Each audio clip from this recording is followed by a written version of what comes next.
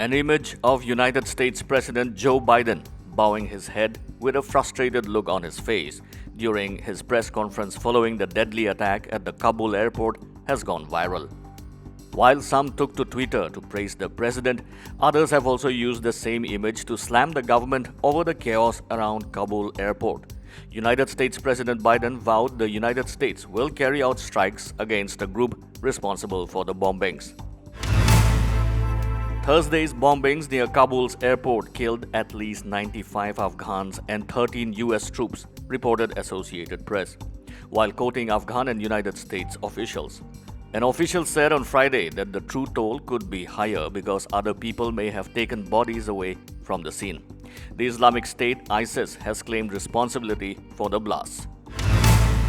Taliban spokesperson Zabihullah Mujahid has said Pakistan is like a second home for the Taliban and vowed to deepen trade and strategic ties with the neighboring country. He further said that the Taliban wants to have good relations with all the countries. He also said that Pakistan has no role to play in Taliban's offensive to capture Afghanistan.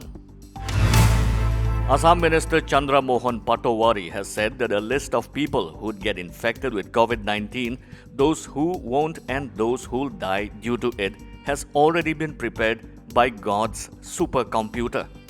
The computer deciding on sending COVID-19 virus to Earth with 2% mortality, said Patowary.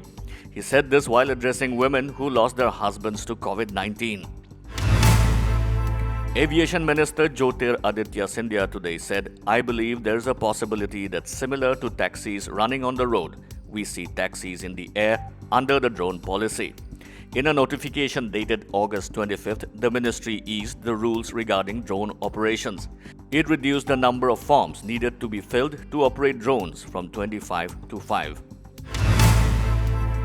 Director of All India Institute of Medical Science AIIMS believes that India should now focus on vaccinating as many people as possible to curb the spread of COVID-19, and the idea of booster doses can wait.